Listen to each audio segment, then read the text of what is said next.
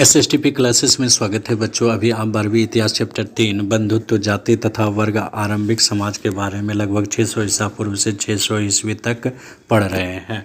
आज मैंने बहुत ही महत्वपूर्ण प्रश्न लिया है। स्पष्ट कीजिए कि विशिष्ट परिवारों में पितृवंशिकता क्यों महत्वपूर्ण रही होगी। इसे 100 से 150 शब्दों में उत्तर देना है। चलिए बच्चों उत्तर देखते हैं। उत्तर देखने के पहले आप हमारा चैनल जरूर सब्सक्राइब करें, लाइक करें, कमेंट करें। अच्छा लगे तो दोस्तों के बीच जरूर शेयर करें। विशिष्ट परिवार का मतलब होता है राजघराने का परिवार। राजा से संबंधित जितने भी होंगे सगे संबंधी सभी राजघराने में आएंगे। पितृवंशिकता वह वंश परंपरा जिसमें पिता के बाद पुत्र, फिर पोता, फिर परपोता राजगद्दी का जो है उत्तराधिकारी हो उसे ही पितृवंशिकता कहते हैं। आरंभिक समाजों में इतिहासकारों को विशिष्ट परिवारों के बारे में जानकारी आसानी से मिल जाती है। विशिष्ट परिवार राजघराने के परिवार थे। विशिष्ट परिवारों में पितृवंशिकता इसलिए महत्वपूर्ण थी। चलिए बच्चों उत्तर देखते हैं और ये उत्तर मैंने पॉइंट में सजाया है। पहला पॉइंट है वंश परंपरा को चलाने के लिए। धर्म सूत्रों के अनुसार वंश को पुत्र ही आगे बढ़ाते हैं, पुत्री नहीं।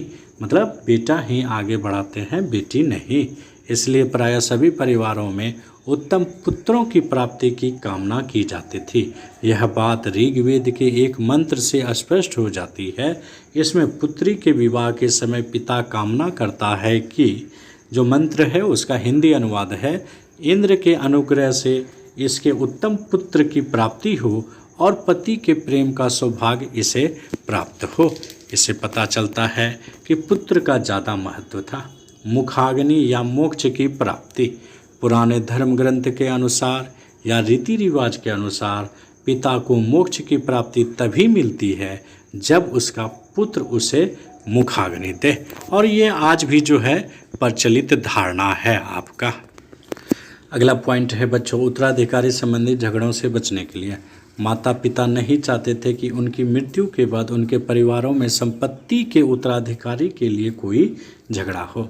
राज परिवार के संदर्भ में उत्तराधिकारी में राजगद्दी भी शामिल थी। सिंहासन राजा की मृत्यु के बाद उसका बड़ा पुत्र राजगद्दी का उत्तराधिकारी बन जाता था। इसी प्रकार माता पिता की मृत्यु के बाद उनकी संपत्ति को उनके पुत्रों में बांटा जाता था। यदि राजगद्दी के मामले में पुत्र नहीं होते थे तो क्या होते थे उसका देखिए। पुत्र के ना होने पर एक भाई दूसरे का उत्तराधिकारी बन जाता था। मतलब कि वो उसका भाई ही गद्दी पे बैठता था। खो कभी कभी सगे संबंधी सिंहासन पर अपना अधिकार जमा लेते थे। उसके सगे संबंधी भी बेटे नहीं होने पर अधिकार जमा लेते थे। तीसरा कुछ विशिष्ट परिस्थितियों में स्त्रियां सत्ता का उपभोग करती थी। कोई दूर दराज तक नहीं रहते थे, स्त्रियां ही राजगद्दी पर बैठ जाती थी।